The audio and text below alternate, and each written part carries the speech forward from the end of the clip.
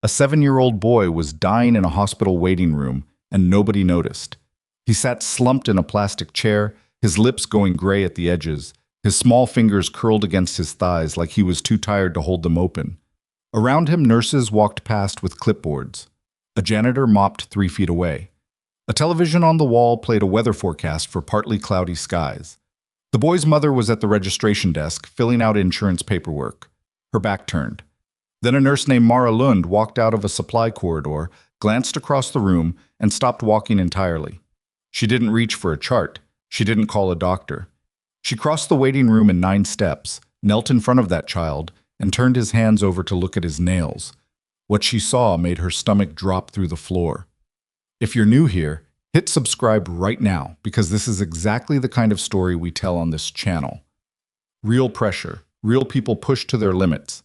Hit the like button and drop a comment below telling me what city and country you're watching from. I want to see how far this story travels. Now let's get into it.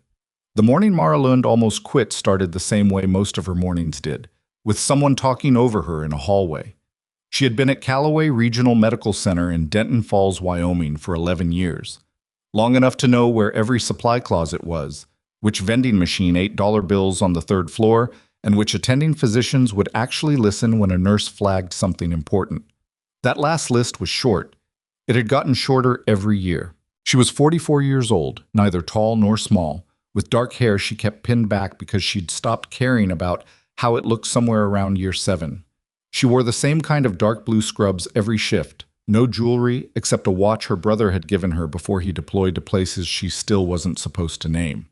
She moved through the hospital the way water moves, quietly, finding the path of least resistance, getting to where she needed to be without making noise about it. The staff called her Background Mara. She knew this. She had heard it twice in the break room and once in an elevator. It was meant as an insult, but she had filed it away differently, the way she filed most things, as information. That particular Tuesday morning, she had flagged an intake concern about a patient in Bay 4 during shift handoff, and Dr. Preston Wolfe had interrupted her before she finished the second sentence. "Thank you, Mara," he said, in the tone people use when they mean the opposite. "I'll take it from here." He hadn't looked at her once while saying it. She handed him the chart, went back to her station, and spent the next 40 minutes thinking about the patient in Bay 4 whose breathing she didn't like. She also thought, briefly and without drama, about the fact that she had spent 4 years in a role where the decisions she made determined whether people in extreme physiological distress lived or died. And now she stood in hallways waiting for physicians who couldn't read a patient's posture to finish telling her she wasn't needed. The thought passed. It always did. By 9:15, Bay 4's patient had been discharged with a routine diagnosis, and Mara had moved on to restocking an IV cart and reviewing the morning's intake queue. The emergency department at Callaway Regional wasn't a trauma center. Denton Falls wasn't large enough for that. But it served the surrounding county and handled more than its size suggested, partly because the nearest Level 1 facility was 2 hours north on a 2-lane highway that became impassable 3 months out of the year. The department had 12 beds, 2 trauma bays that technically qualified as trauma bays only if you didn't look too hard at the equipment, and a waiting room that seated 30 but regularly held 40. On good days it ran lean, on bad days it ran on caffeine and improvisation, and the staff managed mostly because they had done it long enough to have the rhythms memorized. Mara was one of 4 charge nurses who rotated the floor. She was not the most senior by hire date, but she was the most senior by actual experience, which was a distinction the hospital administration did not appear to have noticed or particularly cared about. The charge nurse who officially held seniority was a man named Douglas Frick, who had been at Callaway 12 years to her 11, who scheduled himself exclusively for day shifts, and who had a gift for being unavailable at the exact moment something complicated was happening. The attending physician on her shift was Dr. Renata Coyle, who was competent, reasonably good under pressure, and deeply uninterested in anything Mara said, unless it came attached to a chart and 2 co-signatures. The other physician on rotation was Dr. Preston Wolfe, who had been at Callaway 4 years, and who Mara had privately cataloged as the most dangerous kind of doctor, the kind who was skilled enough to avoid obvious mistakes, but too confident to recognize the ones he was about to make. None of this was unusual. Mara had worked in worse environments. She had worked in environments that made Callaway Regional look like a spa. in conditions that made these interpersonal dynamics look quaint, and she carried that knowledge the way she carried most things, quietly and without explanation. At 9:47, the highway accident came in. She heard the radio traffic first, which was typical. The department received a patch from the paramedics about 3 minutes before the ambulance arrived. A single vehicle rollover on Route 12, approximately 14 miles east of Denton Falls. Adult male driver with possible head trauma and a 7-year-old male passenger, status listed as stable but modified, which in paramedic language meant they weren't sure. Mara was already pulling gloves when the doors opened. The driver came in first, a man in his mid-30s named Marcus Walker, conscious and agitated, with a scalp laceration above his left ear that was bleeding in the theatrical way scalp wounds do, and a left wrist that was bent at an angle wrists don't naturally achieve. He was talking loudly and continuously, and the talking was good news because it meant his airway was clear and his brain was, at minimum, generating sentences. The boy came in behind him on a second gurney. His name was Teddy Walker. 7 years old, 48 pounds, dark hair matted against his forehead. He was conscious when they wheeled him in, responsive to his name, tracking movement. But there was something in the quality of his stillness that made Mara set down what she was doing and look at him directly. Paramedic on the left, a woman named Greta Sims, who Mara had worked with for 6 years, gave the handoff report in clipped, efficient language. Minor lacerations, no obvious fractures, vitals within normal limits at the scene. BP slightly low but attributed to stress response. O2 sat 94 on room air. The boy had been in a rear-facing booster seat. The car had gone off the embankment at low speed and rolled once. He had not lost consciousness at the scene. GCS? Mara asked. 14 on arrival, held at 14. He say anything? Said his stomach hurt, complained about his hands feeling funny, then stopped talking about 10 minutes out. Mara looked at the boy. She looked at his hands. His nail beds were pale. Not the pale of shock or cold, but a specific waxy, slightly bluish pale that sat wrong against the rest of his skin tone. His pupils, when she leaned in and checked, were small. Not pinpoint, but smaller than the ambient light in the room should have produced. His breathing was shallow and regular in a way that wasn't quite right. Too regular, like his body was working to maintain it rather than doing it automatically. The smell reached her a moment later. It was faint, nearly nothing, and she had to lean close to his arm to catch it again. Something medicinal and synthetic and slightly bitter underneath the standard smell of a child who'd been in a car and was sweating from fear. Most people wouldn't have identified it as anything. It smelled like cleaning fluid, almost, or like the inside of a chemistry lab after the windows had been open for an hour. Mara stood up straight and did not say anything for 2 seconds. In those 2 seconds, she ran through what she was looking at.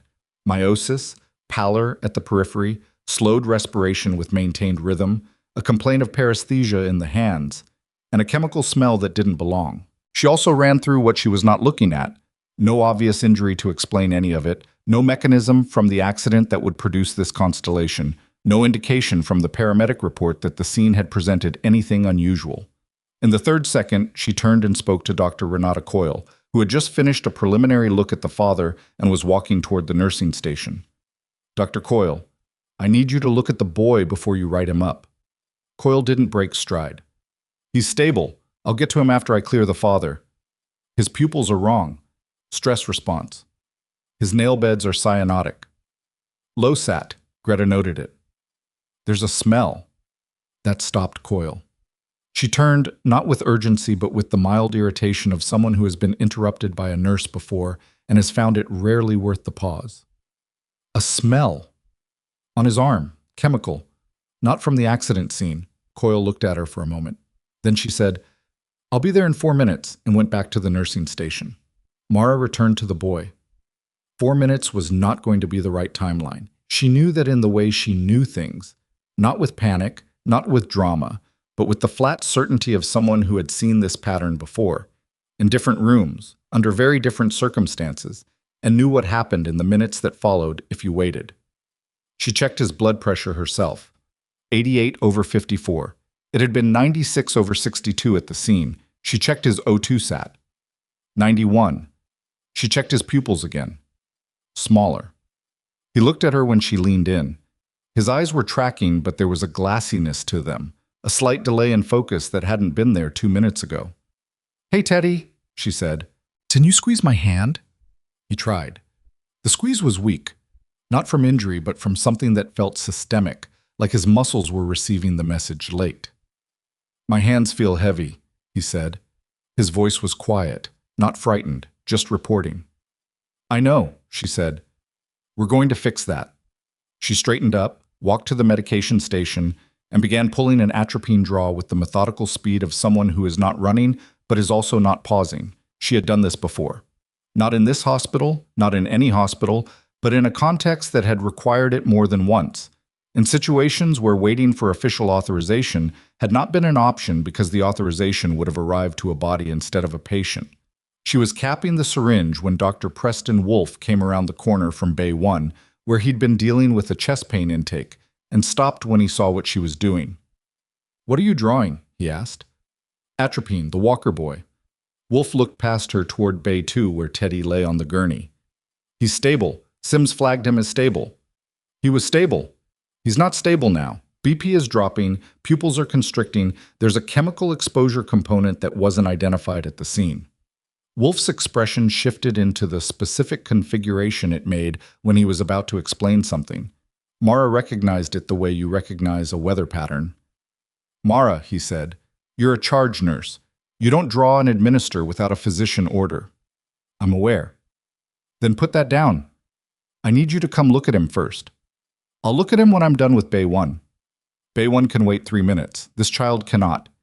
The word child landed with enough weight that Wolfe actually paused, and in that pause Mara saw the calculation happening, the assessment of whether she was overreacting, whether this was another one of her instinct flags that turned out to be a variation of normal, whether the professional friction of contradicting her was worth the time it would take.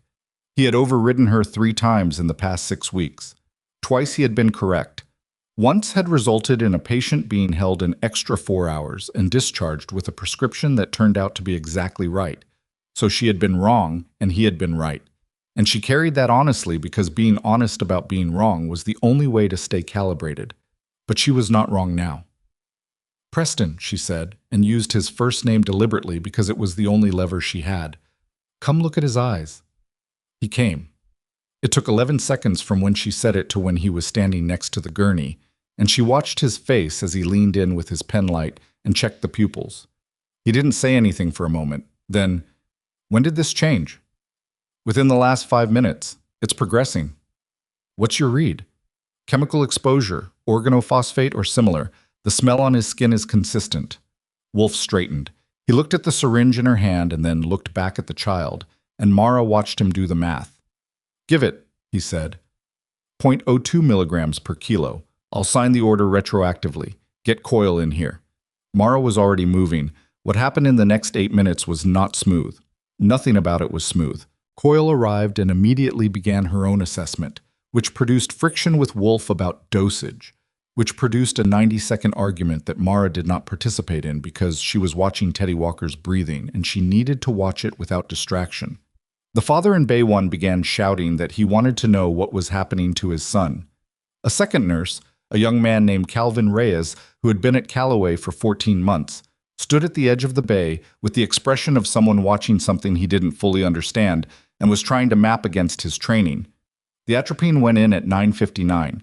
At 10:03, Teddy's O2 sat stopped dropping. At 10:06, his blood pressure began to recover. Mara stood at the foot of the gurney and watched his color return the way color returns. Not all at once, not dramatically, but incrementally, like a photograph developing in a tray. The waxy pallor at his fingers receded. His breathing, which had been doing that too-controlled thing, loosened into something more automatic. At 10:11, he turned his head and looked at her. "Are my hands still heavy?" he asked. "Little less," she said. He seemed to consider this and accept it as satisfactory. Wolfe had stepped out of the bay at some point during this and was on the phone. Mara didn't know who he was calling. Coyle was updating the chart with the rapid, focused energy of someone revising their understanding of a situation in real time and trying not to show the effort of it. Calvin Reyes had disappeared entirely, which meant he was either restocking something useful or standing in a corridor processing what he'd seen. The thing Mara was thinking about. The thing she was holding to one side while she monitored the boy's vitals and calculated whether a second dose was warranted, was the smell. She had not mentioned it again after the initial flag to Coyle. She had not elaborated on it with Wolf. She had given them the clinical picture, pupils, BP, SAT, symptom progression, and let them work with that because the clinical picture was sufficient, and sufficient was what they needed right now. But the smell was not standard organophosphate. She knew what standard organophosphate smelled like. She had encountered it in circumstances that were far outside anything Callaway Regional had ever dealt with, in environments where identifying a compound quickly was not a clinical preference, but a survival variable. The smell on Teddy Walker's arm was in the same family, but it was not identical. It was slightly off in a way that meant something, and the thing it meant was sitting at the back of her mind like a door she hadn't opened yet. She was still thinking about it when Douglas Frick appeared at the bay entrance in his charge nurse lanyard and said, with the particular energy of someone who had arrived late to a situation and was now attempting to claim territory, "I heard we had a complex intake. What do we need?" "Nothing," Mara said. "We're stabilized." "I should have been called." "You weren't on the floor." "I was in a meeting. That's different from not being on the floor."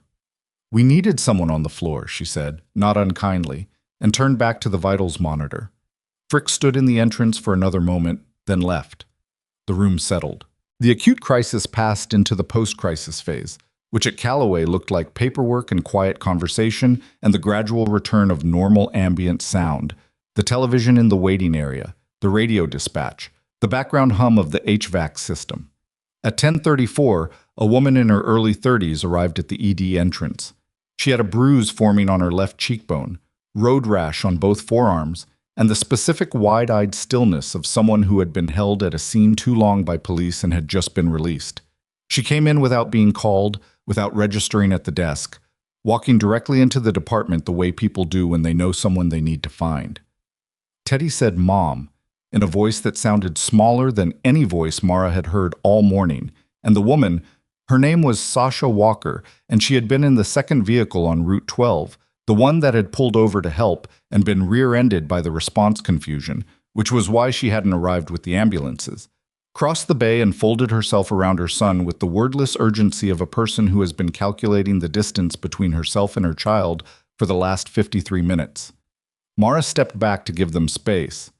She was near the supply cart, making a notation, when Dr. Wolf reappeared. He didn't look at the family, he looked at Mara. "I need to talk to you," he said. His voice was quieter than usual. "About the boy?" "About who else is on their way here." Mara set down the pen. Wolf's jaw was doing the thing it did when he was recalibrating something significant, working it the way you work a piece of information that doesn't fit the frame you were using. "I called poison control, standard protocol. They escalated it immediately. Like, immediately. Didn't put me on hold, didn't ask me to call back. Patch went straight to someone who said they were transferring the case to a federal medical response team." He paused. "They told me to preserve any materials from the boy's clothing, and they told me not to discuss the chemical presentation with anyone outside the department until they arrived." Mara looked at him. "Do you know what this is?" he asked. Not accusatory, actually asking. She looked back at Teddy Walker, who was leaning against his mother with his eyes half closed and his color almost normal. "I have a working hypothesis," she said. And, she said, "you should check on the father's blood work and make sure nobody's thrown out the boy's clothing." Wolf looked at her for another second, then went. Mara stood at the supply cart for a moment longer. Through the bay window, she could see the waiting room, the chairs, the television, the door to the parking lot. The sun was coming in at an angle that made the linoleum floor look almost clean. She thought about the Route 12 corridor. 14 miles of two-lane highway between two small towns, a road she'd driven herself, bordered on both sides by grazing land and the occasional grain facility. She thought about a single-vehicle rollover that the paramedics had presented as low speed. She thought about the specific off-nominal chemical smell on a 7-year-old boy who had been in a booster seat. She thought about the working hypothesis she hadn't shared with Wolf, the one she hadn't shared with anyone, the one that required a context she did not have a clean way of explaining in this hallway, in this hospital, in a town most people drove through without stopping. She had 11 years at Callaway Regional, Before that, she had 4 years in a different kind of work entirely. Work that nobody here knew about. Work she had filed away when she filed her separation paperwork. Work that she had believed, until approximately 40 minutes ago, had no bearing on anything she would encounter in Denton Falls, Wyoming for the rest of her life. The waiting room door opened. A man in a gray suit came in. Behind him, two others in civilian clothes that moved wrong, the way clothing moves on people who are used to wearing something else. They went directly to the registration desk and showed identification. Mara watched through the glass. The registration clerk pointed toward the emergency department. The man in the gray suit looked up, and for just a moment his eyes swept the department through the window, and they stopped when they reached Mara. He had found what he was looking for. He didn't look away when Mara met his eyes through the glass, and she didn't look away either, and in that 3-second exchange there was a kind of recognition that had nothing to do with knowing someone's name. Then the registration clerk was pointing again, more emphatically, and the man in the gray suit turned to follow her gesture toward the main department entrance. And Mara turned away from the window and picked up her pen and finished the notation she had been making, as if she had not just been located by a federal agent in the waiting room of a small county emergency department in Wyoming on a Tuesday morning. The three of them came through the department doors 40 seconds later. The man in front was mid-50s, clean-shaven, with the particular posture of someone who had spent decades in rooms where posture was evaluated and had internalized it so completely he probably couldn't slouch if he tried. Gray suit, dark tie, no badge visible, but the way he moved through a space told you everything the badge would have. The two behind him were younger, a woman with her hair pulled back and a tablet under her arm, and a man who was scanning the department with the systematic left-to-right attention of someone trained to assess environments for variables. Dr. Renata Coyle intercepted them before they reached the bay. She had the posture of someone prepared to be professional about something she didn't fully understand yet, which was a posture Mara recognized because she had worn it herself in different rooms. "I'm Dr. Coyle, attending physician. We spoke to your office by phone. Agent Darrell Vance, Interagency Medical Response Division." He showed identification, a badge, and a credential card that he held long enough for Coyle to read, but not long enough for her to study. "We need to see the patient, and we need the clothing and any surface materials from the transport. We've preserved everything. The boy is stable and with family. Good. We'll need the family to remain on premises for the time being." He was already looking past Coyle, looking at Mara. "Who ran the initial treatment?" Coyle glanced back. Nurse Lund flagged the exposure. The atropine administration was a joint decision. "I'll need to speak with Nurse Lund." "Of course," Coyle said, and stepped aside. Mara had been watching this from the medication station, close enough to hear, far enough to maintain the technical appearance of continuing her work. She set down the clipboard when Vance walked toward her. "Mara Lund," he said. Not a question. "Yes." "You identified a chemical exposure component in a pediatric patient approximately an hour ago." "That's correct." "What made you flag it?" She went through it efficiently. Nail bed presentation, pupillary response, the progression rate of the blood pressure drop, the symptom timeline that didn't align with blunt trauma mechanism. She described the smell last, matter-of-factly, the way you describe clinical data. Vance listened without writing anything down. The woman behind him, Agent Nora Fielding, she introduced herself when Mara paused, was the one taking notes on the tablet. When Mara finished, Vance said, "How would you characterize the odor, specifically?" "Organophosphate adjacent, but modified." The baseline chemical signature was there, but the top note was different, slightly medicinal, almost pharmaceutical in character, like something had been added to alter detection. Vance and Fielding exchanged something that was technically a glance but functioned more like a full conversation. "You've encountered organophosphates before," Vance said. "In a clinical context, yes. The modification you're describing, have you encountered that specific variation before?" There was a beat. It was short, maybe a second and a half, but Vance caught it. "In a clinical context," Mara said again, "no." He looked at her steadily. He did not push on it, which told her that either he already knew what she wasn't saying, or he had decided this was not the right room for that question. She wasn't sure which, and not being sure was mildly uncomfortable in a way she hadn't expected. "We're going to need the father's blood work as well," he said. "And we need to know if there were any other vehicles in the Route 12 corridor during the estimated window of the incident." Coyle, who had remained nearby in the specific way attendings remain nearby when they want to be informed but don't want to appear to be hovering, said, "The father's workup is still in process. We can have preliminary results in about 20 minutes. We'll wait." They set up in the family consultation room off the main hallway, which Calloway used for difficult conversations, and which had 2 chairs, a small table, and a box of tissues that was always either full or empty depending on the week. Fielding and the second agent, a man named Greer, who had said nothing but watched everything, began working from the table. Vance stationed himself near the hallway where he could see the main department. Douglas Frick reappeared during this reconfiguration, this time with the specific energy of a man who has processed that something significant is happening and would like to be adjacent to it. He found Mara at the vitals station and said, in a lowered voice that was louder than he thought it was, "Who are these people?" "Federal agents." "What do they want?" "Information about the patient." "Why are they here and not in a conference with Dr. Coyle and Dr. Wolf?" "You'd have to ask them." Frick straightened the lanyard around his neck, which was the physical gesture he made when he was about to assert organizational authority. "As charge nurse on record for this shift." "You were in a meeting," Mara said. "I'm back now." "Okay." "I should be the point of contact for any interdepartmental communication." She looked at him. He was not a bad person. "I was competent at the organizational dimensions of the role, scheduling, compliance tracking, the particular kind of diplomacy required to manage shift coverage disputes. He was less competent at the part that happened when something was going wrong and someone needed to make a fast call with incomplete information, which was a different skill set and one that couldn't be developed in a meeting. "I'll let Agent Vance know you're available," she said, and returned to the station. She could feel Frick standing behind her for another moment before he left. The father's blood work came back at 11:14. Mara was not officially part of the review. Wolf and Coyle took the results to the consultation room. But she was in the hallway replacing an IV bag in the adjacent bay when she heard Vance's voice change register. Not louder, different.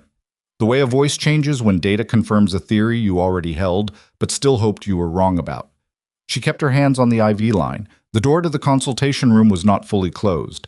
She caught fragments, secondary exposure, systemic markers, the route corridor, how many people drive it daily.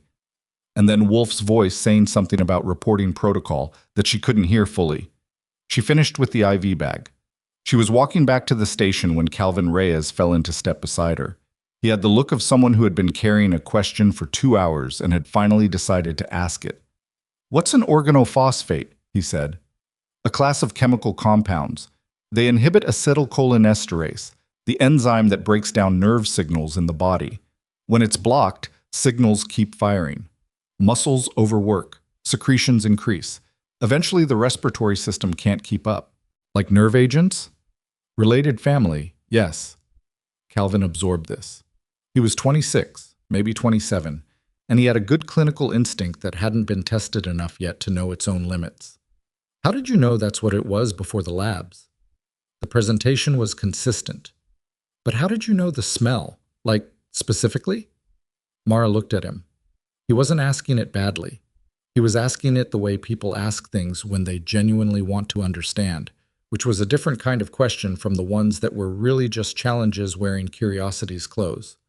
"You learn what things smell like when you've been around enough of them," she said. "That's all." It wasn't all.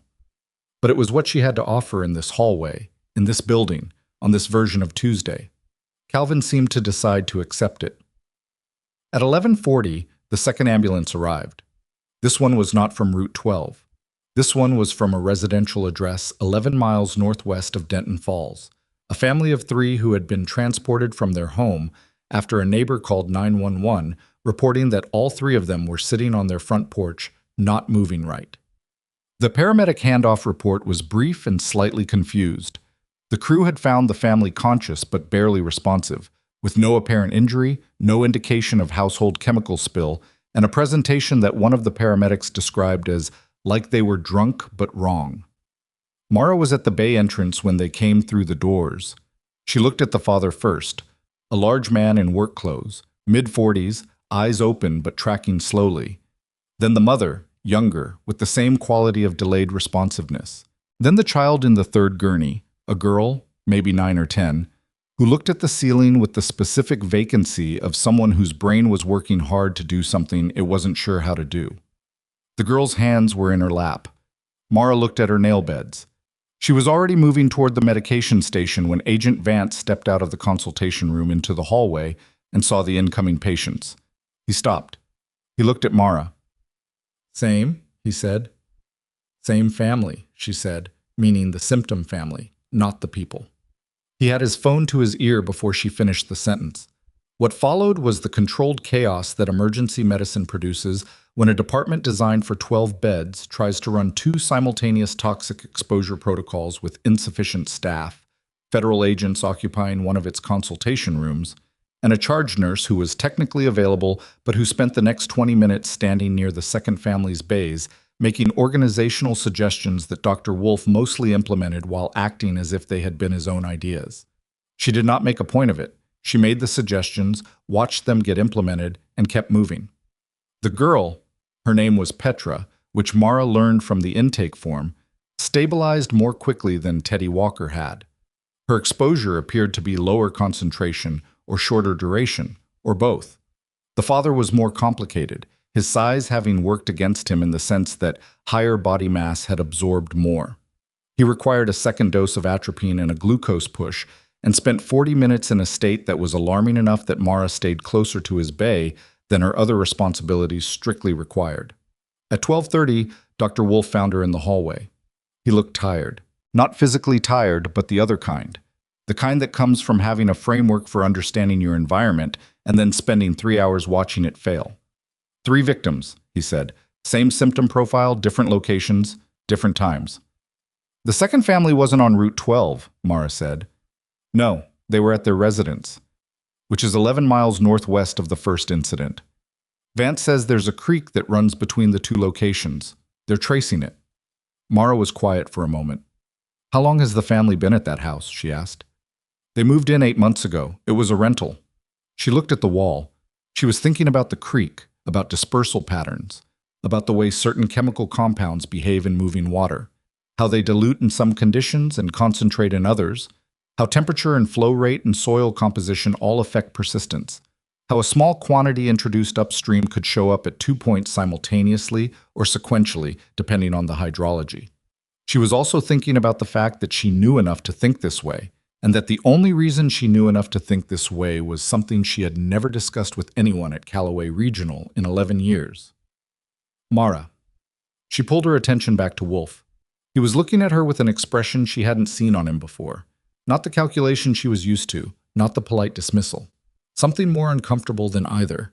The look of a person who is revising a category they had previously considered closed. Vance wants you in the consultation room, he said. For what? He said he has questions. I got the impression they weren't about the patients. She held his gaze for a second, then she went. The consultation room was more crowded than it had been. Fielding and Greer were both present, and a 4th person had appeared. A woman in her 40s in civilian clothes who had the bearing of someone comfortable with institutional authority and the specific kind of focus that came with having a very clear understanding of what she was there to find out. She was introduced as Dr. Sylvia Okafor, which was a name that was introduced without a title that explained what kind of doctor she was or what agency she worked for. Vance closed the door. Ms. Lund, he said, I want to revisit something. Okay? When I asked whether you'd encountered the modified compound signature before, outside a clinical context, you paused. I answered the question. You answered the clinical context version of it. I'm asking you directly now. Do you have background that would make this compound signature recognizable to you outside of emergency medicine? The room was very still in the way rooms get when the people in them are professionals who are good at not moving when they're waiting for something. Mara looked at Vance, then at Okafor.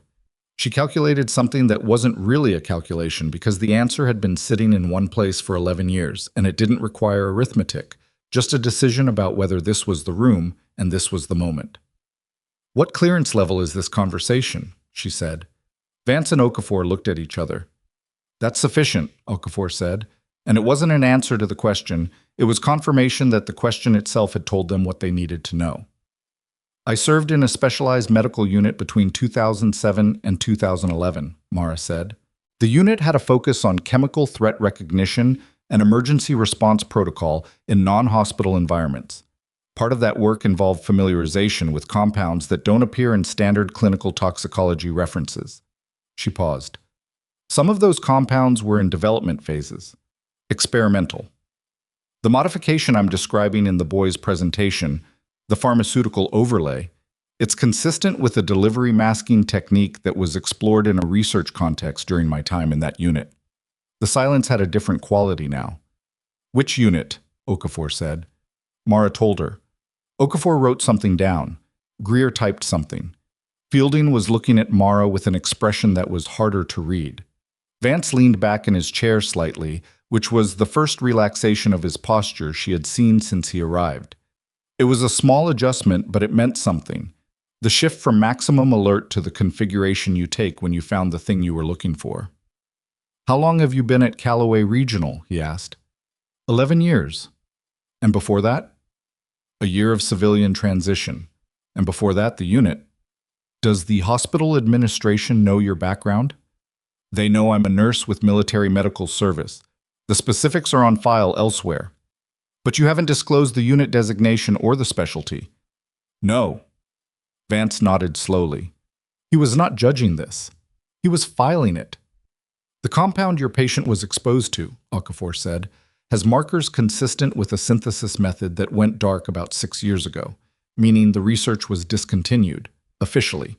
The formula wasn't completed. What you described today suggests someone finished it. Mara said nothing, which means someone with access to the original incomplete research picked it up, developed the delivery masking component, and is now testing it. The Route 12 incident may be a dispersal trial. The second family supports that, a field test with multiple exposure points to evaluate range and persistence. Okafor put down her pen. We have 2 other incidents in adjacent counties that we didn't connect until an hour ago because the presentations were read as different things. We have 5 victims now.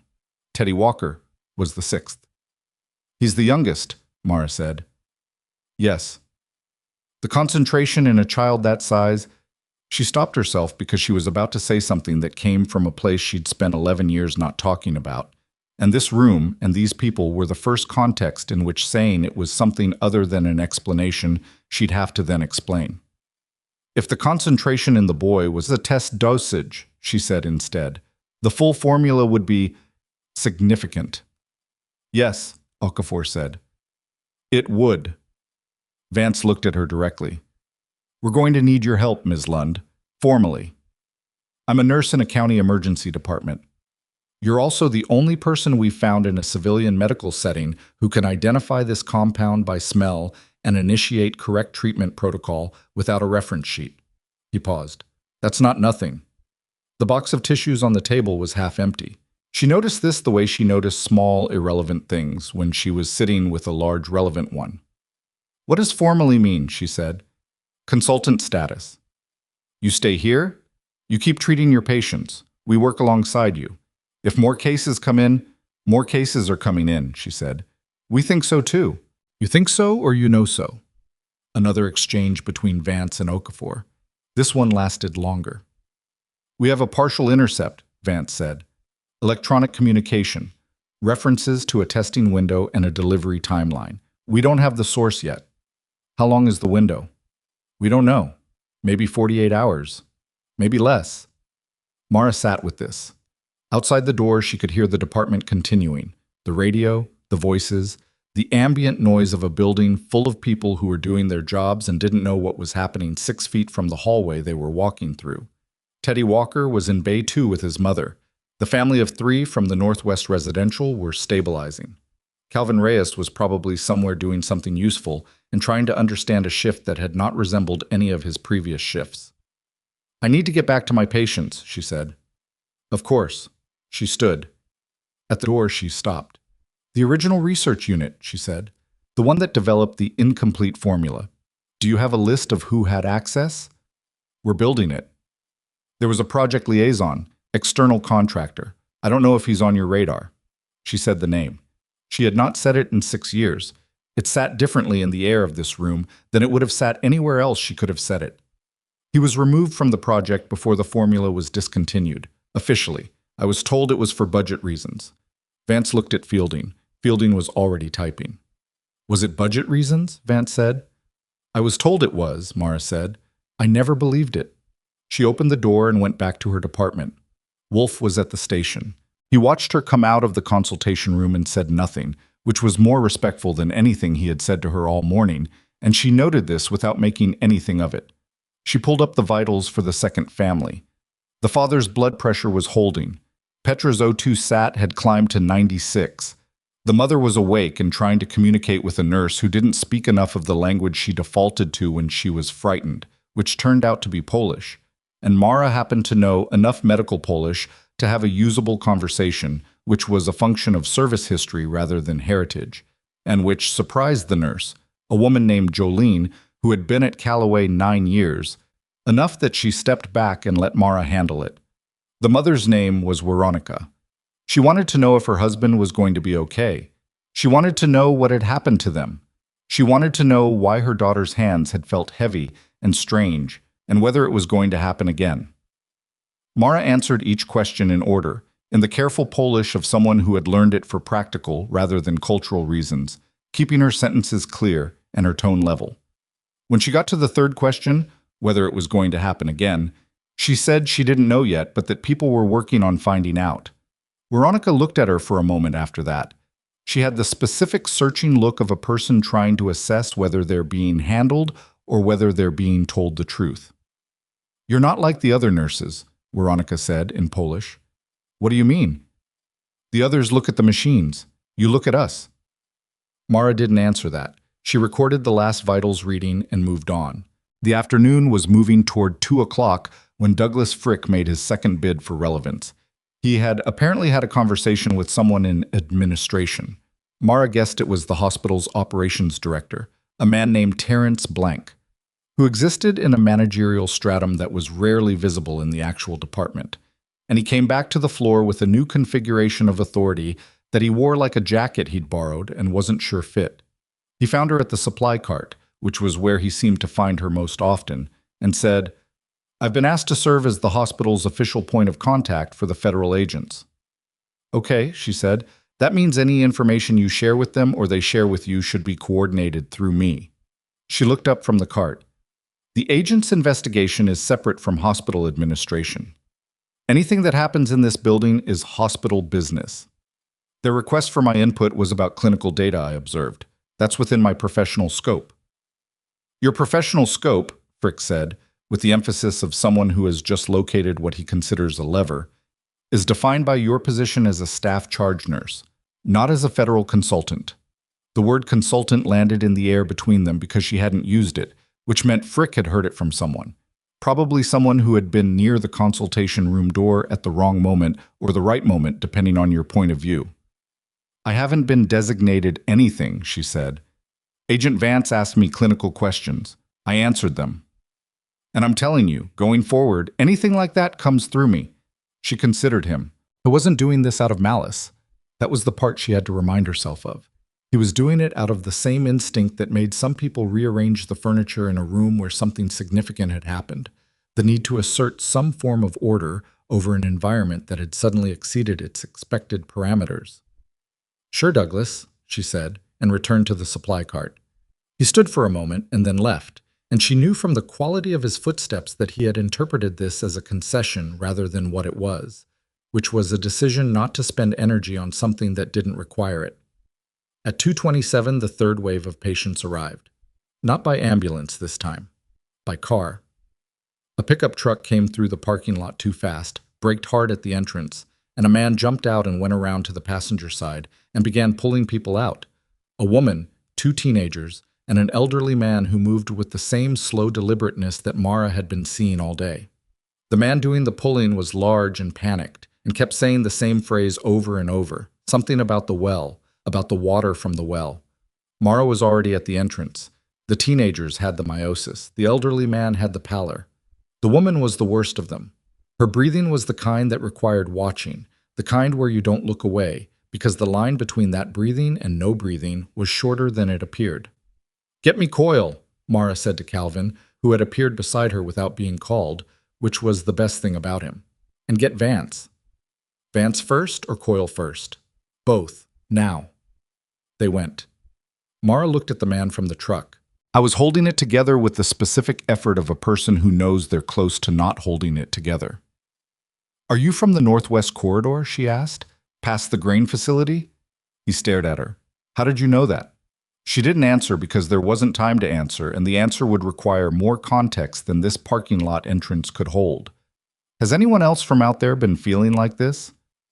3 families on our road. We called 911. They told us to drive in. His voice cracked on the last word and he swallowed it. They said the ambulances were already deployed. Of course they were. Mara turned back to the patients. The woman's O2 sat was not something she needed a monitor to estimate from looking at her lips. Behind her, she heard Vance's voice before she heard his footsteps. He was already on the phone saying something about escalating to a regional response, about pulling additional resources, about a containment parameter that should have been established an hour ago. His voice had the urgent, flat quality of controlled urgency, and she recognized it because she had heard it before in other places, and hearing it now in this parking lot, in this Wyoming town, did something to the timeline in her head, compressed it, sharpened it, made the next few hours feel very different from the morning she had walked into. She looked out at the parking lot beyond the truck. The afternoon sun was flat and bright on the pavement. 2 more cars had turned off the main road and were moving toward the entrance. The man from the truck was still looking at her. You knew what it was, he said. It wasn't an accusation. It was the sound of someone trying to locate something solid to stand on. Before I even said anything, you knew. She didn't confirm or deny it. Is my family going to be all right? She looked at the woman's breathing. She looked at the elderly man who had made it to a seated position on the curb and was watching the sky with the patience of someone who had decided to let other people be in charge of the next few minutes. She looked at the teenagers who were holding each other's arms in the way siblings do when they are frightened and trying not to show it. She looked back at the man. Get them inside, she said. She was moving toward the entrance when she felt the shift in the quality of sound from the department behind her. Not louder, but denser, a change in the acoustic texture that meant the space had absorbed something new. She paused at the threshold and turned. A black SUV had pulled into the parking lot from the far entrance. Then another. Then a vehicle she recognized as a mobile command unit from the livery and the antenna configuration, things she had seen before in context she was only now allowing herself to remember fully after 11 years of keeping them filed under a category labeled closed. From the first SUV, a man got out in uniform, military branch insignia on his sleeve. Behind him, 2 others similarly dressed. Behind them, a woman in civilian clothes who moved with the kind of authority that didn't need a uniform to announce itself. She was looking directly at Mara across the parking lot, and Mara recognized her. The recognition was mutual and instantaneous, and it changed the temperature of the afternoon in a way that had nothing to do with the weather.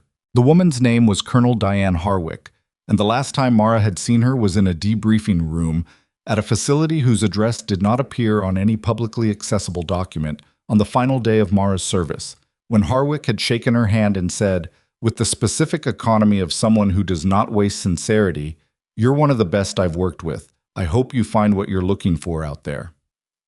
Mara had found 11 years in Denton Falls, Wyoming. She wasn't sure that was what either of them had been imagining.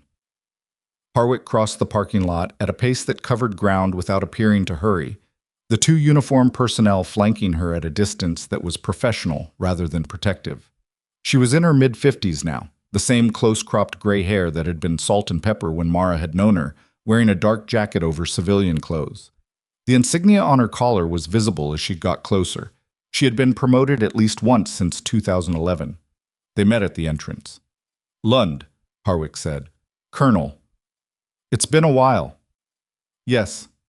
Harwick looked past her into the department, reading it the way she read everything, quickly, completely, with the flat efficiency of someone who had trained herself not to waste time on what was already known. "How many patients?" 11 confirmed exposures, 3 separate intake events, 2 pediatric, 1 elderly, the rest adult, all stabilized, all presenting with the same symptom complex. Atropine protocol? Initiated on first presentation, adapted dosage by weight and severity. We've had 1 patient require a second dose. Mortality? 0. Harwick's expression didn't change in any obvious way, but something behind it shifted, a small internal adjustment that Mara recognized because she had seen it before, the recalibration of an expectation. The field test scenarios we modeled projected between 2 and 4 fatalities at this concentration range and population density. The first patient was a child, Mara said. He presented before we knew what we were dealing with. If we'd been 30 seconds slower, she stopped. We weren't. No, Harwick said.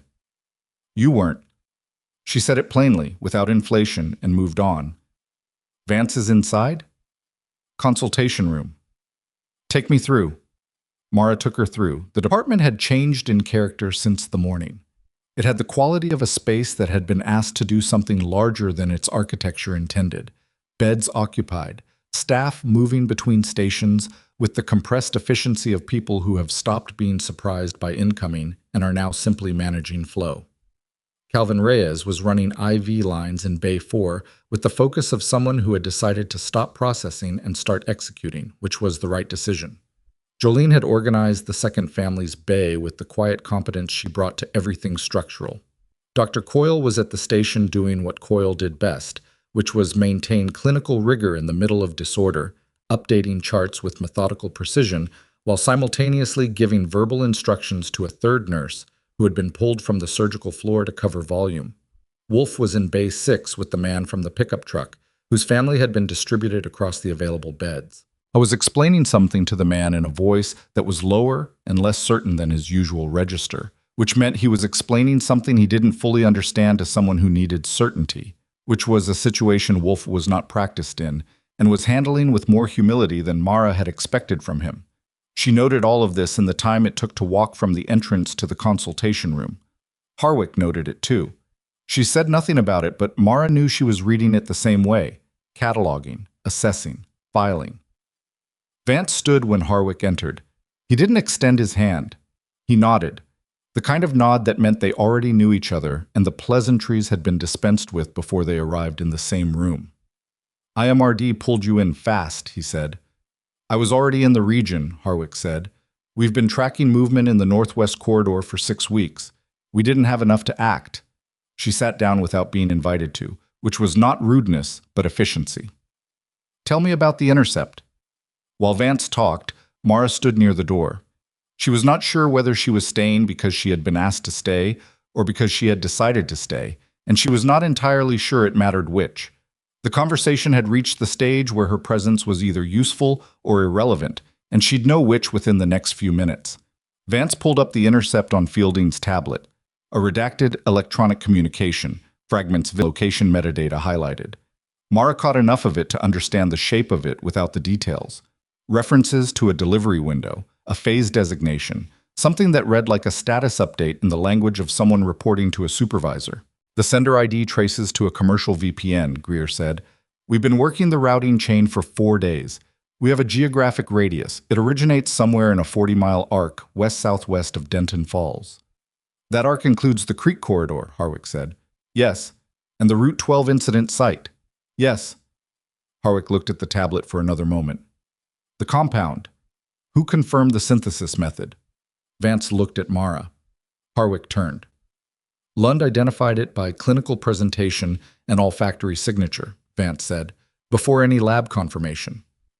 Harwick was quiet for a moment in the way she was quiet when she was not surprised but was allowing herself a moment to process something without an audience.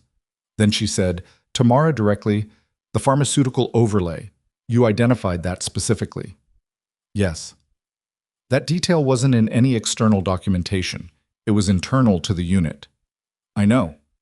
Which means whoever synthesized this had access to materials that were classified at the source compartment level. The room was the kind of still that happens when people have confirmed something they suspected and are sitting with the weight of what confirmation means. It's someone who was inside, Mara said. Or someone who got to someone who was inside, Harwick said. There's a distinction. Is there a name? Mara asked. Harwick looked at her. You mentioned a name to Vance. I mentioned someone who was removed from the project. I don't know if he's your source. He is not our primary suspect, Harwick said, in a way that meant he was adjacent to the primary suspect rather than exculpated. But he's relevant. He had access to the incomplete formula, and we know he made contact with a procurement network about 2 years after his removal. She paused. The name that comes up as the endpoint of that network is someone you won't know, a man named Gareth Knoll. Former defense subcontractor, private sector, works through shell entities. He's been on an economic espionage watch list for 3 years. We've never had anything actionable. Until now, Vance said. Until now, Harwick agreed. If we can establish that the compound being deployed is derived from classified research, we have a material connection. If we can connect Knoll's network to the synthesis, we have something prosecutable. And if the testing window closes and he deploys at scale, Mara said, you have something else entirely. Nobody disagreed with this. How long do we have? She said. Harwick looked at Vance. The intercept referenced a 72-hour window from a timestamp we've placed at approximately 18 hours ago, Vance said. Mara did the arithmetic. 54 hours. At most, possibly less if today's test yielded what they needed. She thought about Teddy Walker's hands, about Petra's O2 sat dropping in the back of an ambulance, about 11 people in the bays beyond this door who had been part of someone's field test data. She thought about all of this in the compressed way you think about things when you've decided you're done staying quiet about things, you know. I need to see the geographic data, she said. The creek corridor, the delivery sites, the radius from the intercept. I can help you narrow it. Harwick said, show her. Greer pulled up a map on the second tablet without hesitation, which told Mara that her inclusion in this conversation had been decided before Harwick walked through the door. The map showed a topographic overlay of the area west-southwest of Denton Falls, the creek system, the Route 12 corridor, the residential area where the second family lived, the road where the pickup truck family had come from. There were 3 marked points in red, 2 in orange. Mara looked at it. She had driven these roads. She had driven most of the roads within 40 miles of this hospital at some point in 11 years, responding to community calls, making home visits, driving because driving was what you did, in counties where the distances between things were measured in tens of minutes rather than blocks. She knew the terrain the way you know a place when you've moved through it in all seasons and at all hours, not intimately, but practically, with the knowledge of use. The creek forks here, she said, indicating a point on the map. The left branch runs through the agricultural land below the Route 12 corridor. The right branch feeds into a series of small retention basins associated with the grain processing facility. She traced a path with her finger.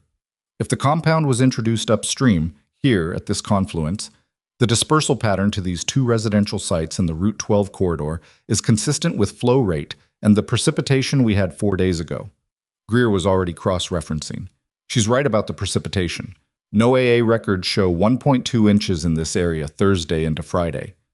That's enough to push concentration downstream at roughly the rate you'd need to produce symptoms by Monday, Mara said. But this point, she touched the map. This is a pumping station for 2 private wells, the family from the Northwest Road. Their water source is here. Vance looked at Harwick. We need sampling teams at the confluence and at the pumping station now. Already deploying, Harwick said. She had her own phone out and had apparently sent this instruction before Mara finished speaking. What else? Mara looked at the map again. She was thinking about introduction points, about where you would go if you had a quantity of chemical compound and needed to introduce it into a watershed without being observed, in a county where there were traffic cameras at 3 intersections and essentially no surveillance coverage anywhere else. If I were running this, she said, and then stopped, because the sentence required a context that she had not offered in this room, and she looked at Harwick. Harwick said, finish the sentence. If I were running a field dispersal test in this corridor, I would use the old livestock bridge at the North Fork confluence. It's accessible from an unpaved county road that doesn't show up on standard mapping applications. You can park a vehicle there without being visible from any paved road. And the flow rate at that point during high water is fast enough that a container deployment would dilute and spread within the first quarter mile. The room was quiet. How do you know about that bridge? Vance said. I drive, Mara said. I've been here 11 years. Greer was already zooming the map. The bridge was there, a thin line crossing the North Fork, unmarked except for a county maintenance designation. I need a team at that bridge, Harwick said into the phone. Now. Sample collection, surface analysis, tire track documentation, full protocol. A pause. Yes, priority. Now. She ended the call and looked at Mara with the direct assessment Mara remembered from the unit. The look that was not approval or admiration, but simply accurate accounting. You haven't lost anything, Harwick said. I'm a nurse, Mara said. You're both. Mara did not respond to this. Outside the door, she could hear the department. A monitor beeping, Coyle's voice giving an instruction, the ambient noise of people doing necessary work. She needed to get back to it. She also needed to be in this room. The tension between these two things was not new. It had been the underlying tension of her life for 11 years, the things she had managed by keeping them separate. They were no longer separate. She was about to say she needed to return to the floor when the door opened and Calvin Reyes put his head in with the expression of someone who has delivered enough bad news in the last 6 hours to know what it looks like from the outside. We have a problem, he said. Which bay? Mara said. Not a bay. It's... He looked at the people in the room and made a quick recalibration. There's a man at the registration desk. He says he's from county administration. He's asking for the hospital director, and he's... Calvin paused. He's saying the department needs to stop treating incoming patients until there's an official protocol review. The silence that followed this was a different kind of silence from all the previous silences. Mara looked at Harwick. Harwick looked at the door. Name, Harwick said. He said Terrence Blank, Hospital Operations Director. Harwick stood. I'll handle it. I'll come, Mara said. You'll stay, Harwick said, not unkindly. You're more useful here. Greer, with me. They went. Calvin looked at Mara with the expression of someone waiting to be told what to do. Go back to the floor, she said. If anything changes in the bays, I need to know immediately. He went. Mara stood in the consultation room with Vance and Fielding. Through the window in the door, she could see a slice of the hallway, Harwick's back, the posture of Greer beside her, and then a partial view of a man in business clothes who was doing the speaking loudly thing that people do when they want to establish authority in a space that isn't responding to them. She turned back to the map. The bridge, the confluence, the pumping station, 3 points that formed a triangle, and at the center of that triangle was whatever had been introduced into the watershed on a night 4 days ago by someone who had taken classified research and turned it into a field test on civilians. 11 patients in the bays who were alive because of what she'd recognized this morning. She held this fact without comfort in it, because the fact that came immediately after it was that the test data produced today would be used to finalize a formula intended for a different scale. The synthesis, she said to Vance. If the formula is now complete, based on what they observed today, how long to produce a quantity sufficient for a non-test deployment? Vance looked at her. That's the question we can't answer precisely. Estimate. With an established lab and precursor materials already in hand, days, possibly less. She looked at the map. Then 54 hours may be optimistic. Yes. What's the population of Denton Falls? 12,000 in the city, another 8,000 in the surrounding county. She said nothing for a moment. The grain facility, she said, on the creek system. It processes and distributes to how many locations? Vance looked at Fielding. Regional distribution, Fielding said. We looked at this when the creek corridor came up. It services 4 counties, approximately 40,000 recipients at the retail level. The math was not complicated. The water supply connection, Mara said. The facility uses both municipal water and private well sources for processing, Fielding said, reading from her tablet. The well sources connect to the same aquifer as the private residential wells. Mara stood with this.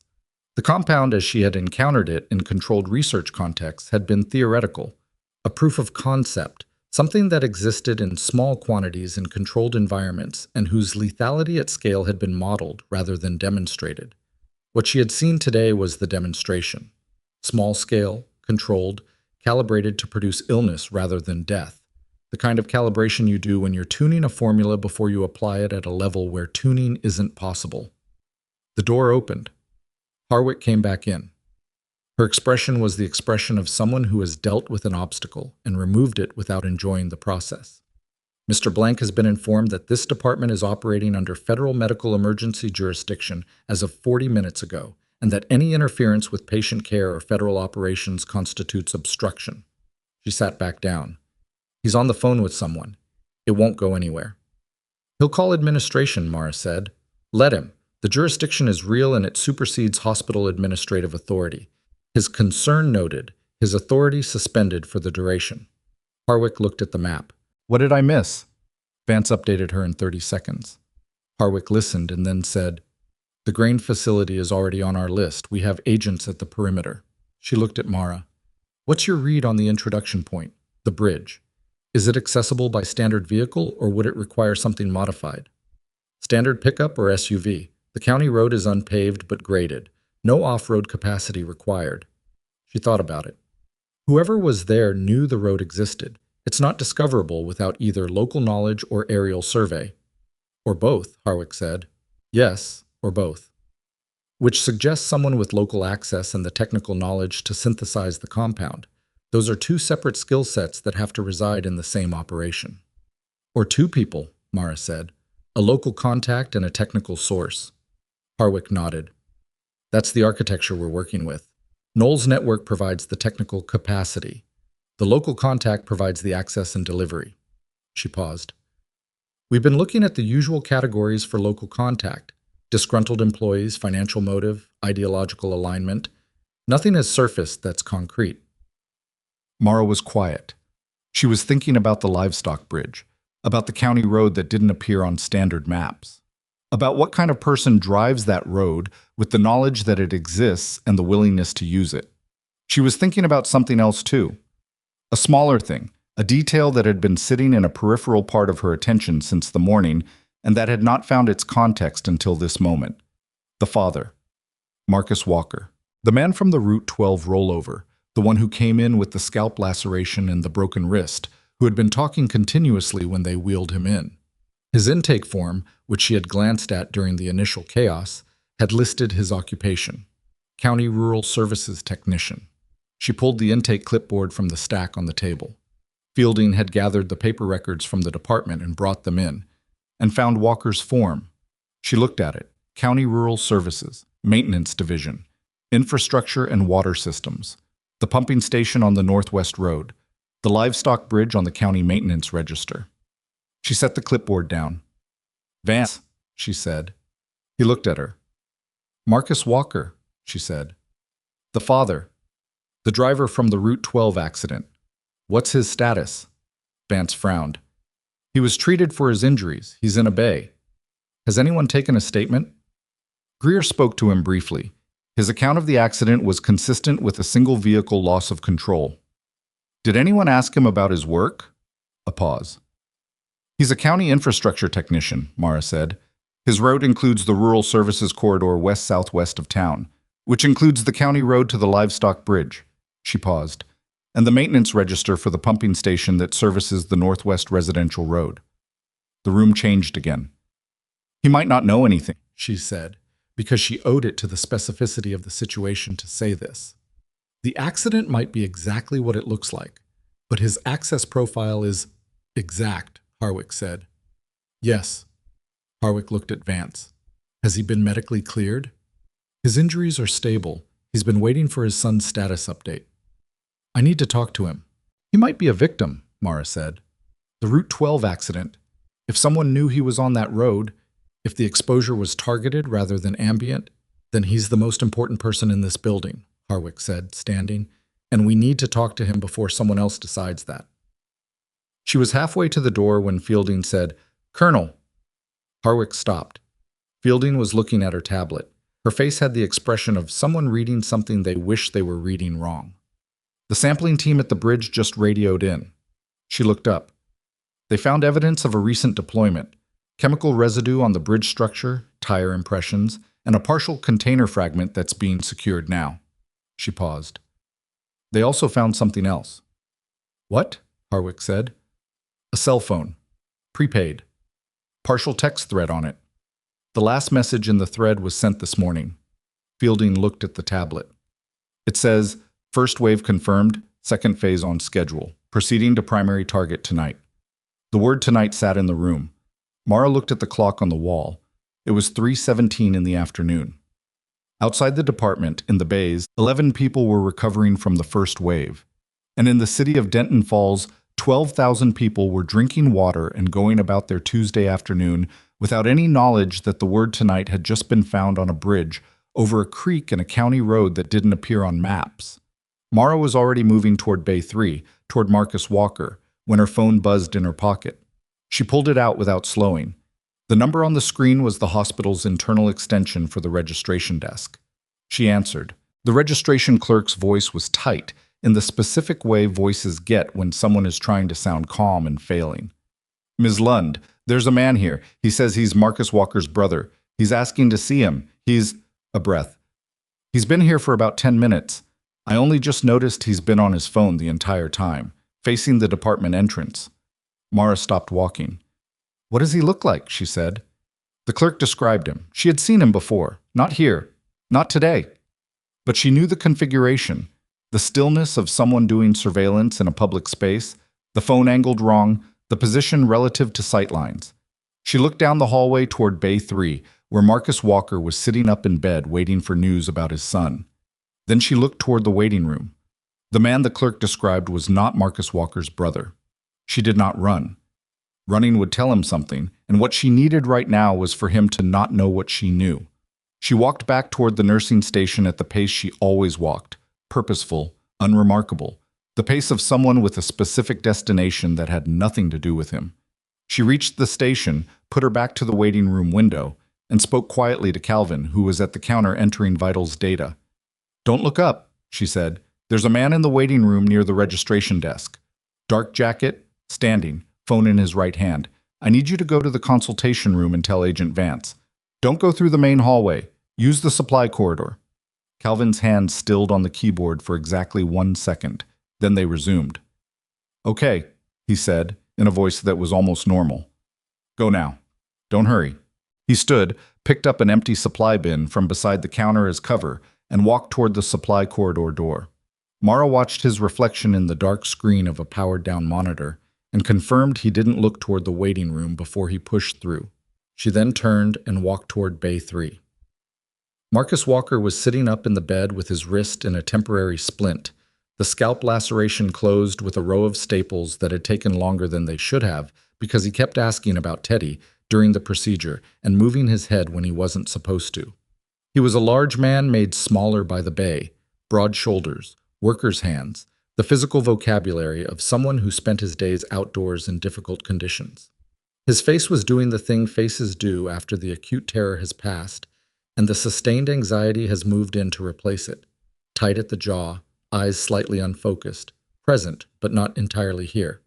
He looked at Mara when she came in. Is Teddy... He's stable, she said. He's been stable for the last 2 hours. He's with his mother. Walker exhaled. It was the kind of exhale that takes something with it. I need to ask you some questions, she said, pulling the visitor chair closer to the bed. She sat down rather than standing, which was a specific choice. Eye level communicated something that height didn't. Not about your injuries, about your work. He refocused. My work? Your route, the county roads you service. I need to know about the livestock bridge on the North Fork Road. The name of the bridge landed on his face, and she watched what it did there. He didn't go blank, which would have been one thing. He didn't go tense in a guilty way, which would have been another. What he did was more complicated, a flicker of something that crossed recognition and landed somewhere closer to dread. What about it? He said. When were you last there? He looked at her hands rather than her face, which was what people did when they were trying to decide how much truth was safe to dispense. Last Thursday, he said. I do the bridge inspection on a 6-week rotation. Thursday was the cycle date. Did you see anyone there? No. Then, there was a vehicle parked on the road about a quarter-mile back. I figured it was a Hunter. The season opened last week. What kind of vehicle? Dark-colored SUV. Didn't get a plate. I didn't think about it. Did you get out of your truck at the bridge? Yes, the inspection takes about 20 minutes. I walk the deck, check the supports, do the water flow observation. He paused. I was there for maybe 30 minutes total. Mara sat with this. 30 minutes at the bridge 4 days ago. A dark SUV parked a quarter-mile back. A man who services the county water infrastructure, whose routes include every relevant point in the dispersal map, who had been on Route 12 this morning with his son. Mr. Walker, she said. Was Teddy with you on Thursday? His eyes came up from her hands and met her face, and there was something in them now that was raw in a way that pain medication didn't explain. He was on spring break, he said. He comes with me sometimes on the easy runs. He likes the bridges. His voice held steady, but it was working to do so. He walked the deck with me. The boy had been at the introduction point 4 days before his presentation. 30 minutes on a bridge over a waterway that had just received a chemical deployment.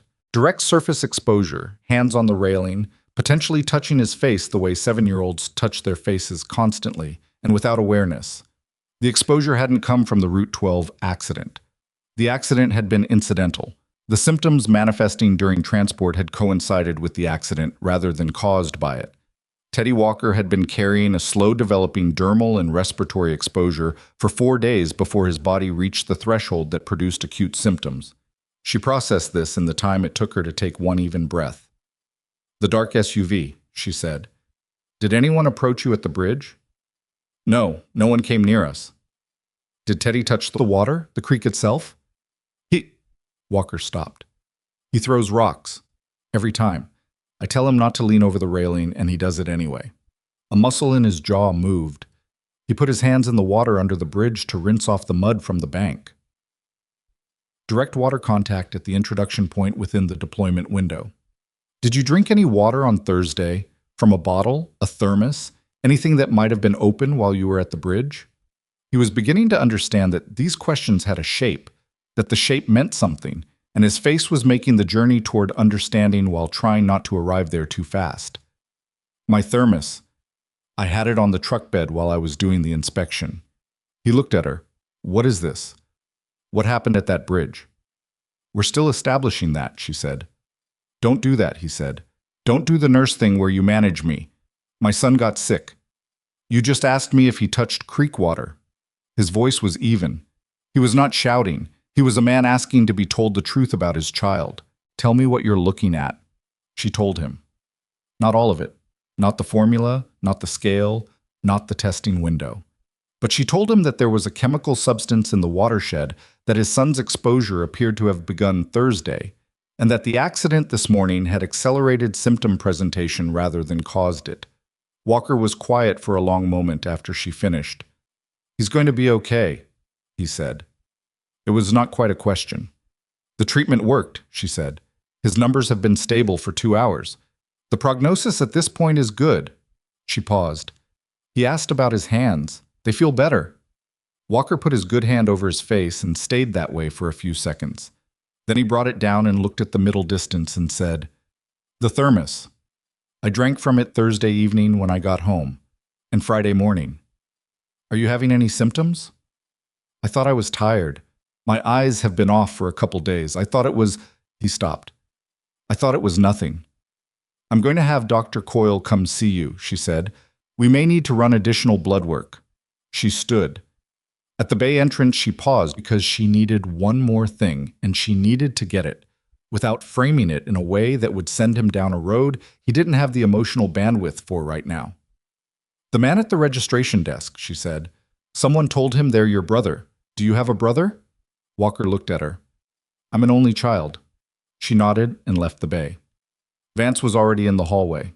He had moved from this consultation room without sound, which was a skill she recognized, and he was positioned with his back to the wall between Bay 3 and the nursing station, visible from her direction, invisible from the waiting room. "Calvin told me," he said. "The boy's exposure started Thursday at the bridge," she said quietly, walking toward him without stopping. "Walker was there too. He may have ongoing exposure, mild, but we need his blood work. The accident was coincidental. Symptom presentation accelerated in the vehicle." Vance absorbed this in stride. "The man in the waiting room. Not Walker's brother. He's an only child." "Greer is repositioning now. We have 2 agents coming through the parking lot entrance. They'll be in place in 4 minutes. "Don't spook him yet," she said. "If he's there to confirm Walker's status, if he's reporting back, pulling him early tells the network we've identified the bridge." Vance looked at her sideways. "You want to use him?" "I want to know who he's talking to. 4 minutes of surveillance is worth more than an immediate arrest if he's low level." Vance said nothing for a moment. Then, Harwick said you were good. She said that now or 11 years ago? Both, he said, and moved. Mara went back to the station and did what she did every hour. Checked the board, updated statuses, pulled the vitals printouts for the two newest patients. She did this completely and correctly, the way she would have done it if the waiting room had contained only the standard Tuesday afternoon population of minor injuries and people with nowhere else to go. The man in the dark jacket was still visible in the corner of her awareness, a presence she noted without looking at. He left 11 minutes later, not hastily. He walked out the same way he had walked in, at the pace of someone with a plausible reason for being there, the phone going into his jacket pocket before he reached the door. Mara watched his reflection in the nursing station monitor and noted the direction he turned in the parking lot. She was on the phone with Vance before the door finished closing. "West end of the parking lot," she said. "We have him," Vance said. "Dark blue sedan, partial plate. Greer is on foot. We'll hold distance." She set the phone down. The afternoon had moved to 4:30. The shift should have ended at 3. Nobody had mentioned this, including her, and the nurses who had come on for the next rotation were working alongside the current staff in the particular wordless understanding that happens in a department when the thing happening exceeds the relevance of shift times. Dr. Wolf found her at 5. He did not approach her with the usual configuration. He came to the station and stood beside her rather than across from her, which was a different geometry, and he said, in a voice that was lower than his working volume, "I owe you an acknowledgement." She kept her eyes on the chart she was updating. "For this morning?" "For this morning and for—" He stopped. "I've been practicing medicine for 14 years. I've overridden nursing assessments before, and I've been right more often than I've been wrong. And I think I've used that average as a reason not to look at the individual cases carefully enough." He wasn't performing this. It had the unpolished quality of something he had been working toward saying for several hours. "If you had not flagged the boy when you did, I don't know if the outcome would have been the same." She looked at him then. "I was not comfortable saying this. That was fine. She wasn't comfortable receiving it. Some things were uncomfortable and still necessary." "The next time I flag something," she said, "I need you to give me 30 seconds before you make a decision." "Yes," he said. "That's fair." He went back to his patients. Mara stood at the station for a moment with the chart in her hands, thinking about the way acknowledgement arrived. Almost never at the time when you needed it, usually at the time when you'd stopped needing it in the acute way and could receive it without it meaning too much or too little. She filed Wolf's words in the same way she filed most things, and went back to work. At 6:12, Vance called her. "The sedan went to a storage facility on the county road southeast of town," he said. "We held it perimeter. The subject went inside Unit 44 and came out 14 minutes later with a second individual. The second individual matches the description of Gareth Knoll from our surveillance database. We have visual confirmation." She kept her voice level. "What are they doing?" "Loading something, a vehicle, different from the sedan, larger. We're running the plates now." A pause. "Mara, the unit. It's climate controlled. The facility manager says it was rented 8 months ago under a shell company name. The original rental inquiry referenced pharmaceutical cold storage needs." 8 months. The same duration that the second family had been in their rental house near the Northwest Corridor. "They needed a local base for 8 months, she said. "That's not a test operation timeline. That's a preparation timeline," Vance said. "Yes." "What's the primary target?" "We don't know yet." The Intercept referenced it as primary target without specification. "We're running scenarios based on the population density data and the water system infrastructure," she thought. She thought about the grain processing facility and its distribution network. She thought about the county water main that ran under Route 12 and connected to the municipal system. She thought about access points, about infrastructure that a county rural services technician would know and that would appear in publicly available maintenance records if you knew what you were looking for. "The water treatment junction," she said, "on the east side of Denton Falls. It's where the well aquifer system connects to the municipal processing line. If you introduce a compound there, after treatment, before distribution, you bypass the filtration entirely." Vance was quiet. "It's in the county maintenance records," she said. "Walker would have serviced it. His route documents would show access points, valve locations, the maintenance schedule." "His route documents," Vance said slowly, which are filed with County Rural Services, which are publicly accessible under the Freedom of Information Filing System, she said. You don't need an inside contact if you can request the route documentation legally. Another pause.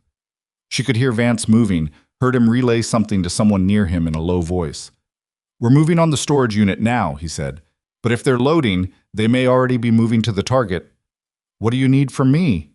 Stay with the patients. If more cases come in, you're the only person here who can manage the treatment protocol without a reference guide. And he paused again, and the pause had a different quality. Walker. I need to talk to Walker formally. If his route documents were accessed, he may have a record of any information requests filed against his portfolio. He's in Bay 3. He knows something's happening. I told him enough. I know. I'll be there in 10 minutes.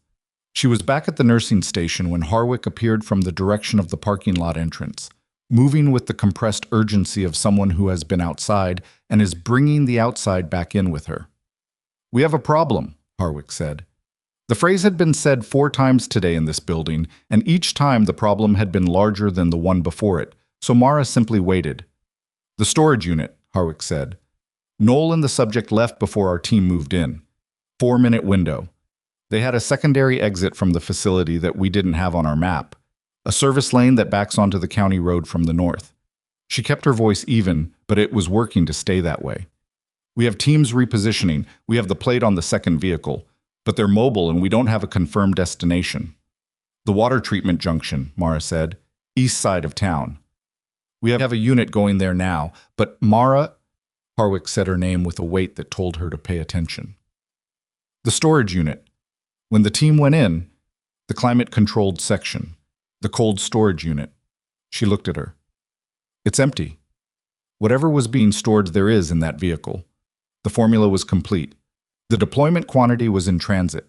And the window they'd thought was 54 hours had just collapsed into whatever the distance was between a storage facility on the county road and a water treatment junction on the east side of Denton Falls. She looked at the clock. 6:27. How long to the junction from the storage facility? She said. 17 minutes at current traffic, Harwick said, which meant they had at most 17 minutes before Gareth Knoll reached the point of no return. After that, the question wouldn't be whether to treat the patients in these bays. It would be where to put 30,000 of them. Mara pulled off her gloves. I know another route to the junction, she said. Not on standard maps. 12 minutes. Harwick looked at her. You're a medical consultant. I'm also someone who's driven every road in this county for 11 years, Mara said, and I know what the junction access valve looks like from the maintenance photographs in the county records because I've treated workers from that facility, and I looked up the site when one of them described a chemical smell near the valve housing 2 years ago, and I wanted to understand the exposure risk. She held Harwick's eyes. You don't have a local guide in your vehicles right now. I am a local guide. Harwick's jaw moved once. She was running the math on this. Operational protocol versus operational necessity, which was a calculation Mara had watched her make before in other rooms with other variables. You ride with Greer, Harwick said. You direct. You do not exit the vehicle unless I clear it. You are not armed and you are not tactical. I know what I am, Mara said. Do you need to tell anyone you're leaving? Mara looked at the department, at Calvin running 4 lines, at Coyle updating charts, at Jolene checking on the Walker family with the methodical care she brought to everything. 11 patients, all stabilized, all being managed by people who knew what they were doing.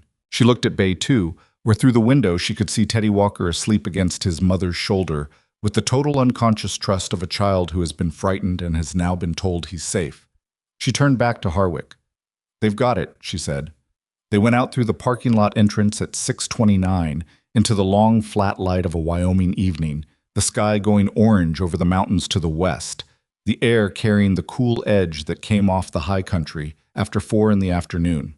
Greer was already at the vehicle, a dark SUV that was not the same dark SUV that had been parked a quarter mile from the livestock bridge last Thursday, though it looked similar enough to make Mara think briefly about the way certain vehicles become generic when you're looking for them.